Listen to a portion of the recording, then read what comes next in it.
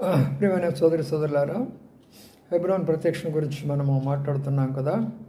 అపోస్తుల కాలము 42 అధ్యాయము 42వ వచనం ప్రకారము, వీరు అపోస్తుల బోధయందును సహవాసమందును రొట్టె విరుచుటందును ప్రార్థన చేయటందును ఎడతెగకున్నారు అనేది మొదటి సంఘం యొక్క దర్శనం.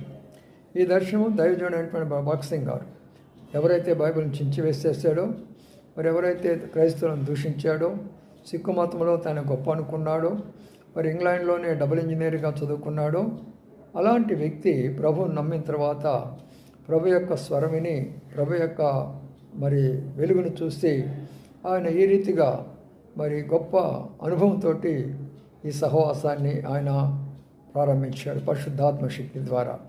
అందుకని ఈ సహవాసంలో ఉన్న ప్రత్యేకత మీకు చెప్పాలనే భారంతో నేను గత 50 సంవత్సరాలు పైన నేను యొక్క సహవాసంలో ఉన్నాను కాబట్టి, ప్రతి విషయము వాక్యానుసారమని చూసాము కాబట్టి, మరి ఈనాడు ఉన్నటువంటి పరిస్థితిని బట్టి ప్రతి క్రైస్తవునికి మేము బ్రతిమలాడు చెప్తుంది ఏంటంటే, అన్ని డినామినేషన్లు లేక రకరకాల శాఖలని కాదు, కానీ వాక్యానుసారంగా ఉన్నటువంటి యొక్క సహవాసంలో లేకపోతే ప్రభు వచ్చినప్పుడు ఎత్తబడలేము, పరలోకానికి వెళ్ళలేము.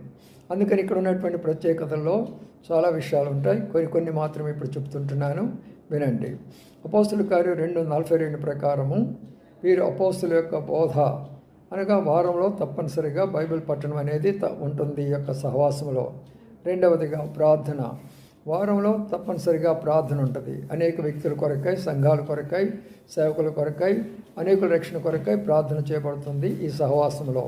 తర్వాత మూడవదిగా రొట్టె విరుచుట అనగా ప్రతి ఆదివారం కూడా రొట్టె విరుస్తాలా. కొందరు అంటారు ఆదివారం ఏడిపోతే ఏమవుతుంది అని అన్నారు. అక్కడ ఎడతెగకనే మాట కనబడుతుంది కదా.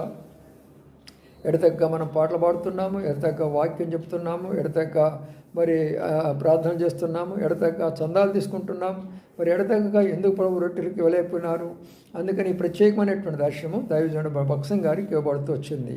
కాబట్టి ప్రియమైన సోదరులారా, ఇలాంటి సహవాసాలు మనం ఉండడం ద్వారా ప్రభు వచ్చినప్పుడు మనము సిద్ధపడి ఎత్తబడగలము.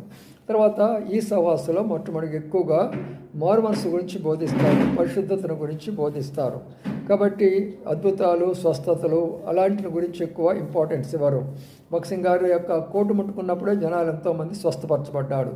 అయినా ప్రభు నాకు ఇది వద్దయ్యా, కేవలము నీ కొరకై నేను వాక్యం చెప్పి అనేకులు ప్రభు మార్చాలంటే ప్రభు ఇచ్చినటువంటి దర్శనము.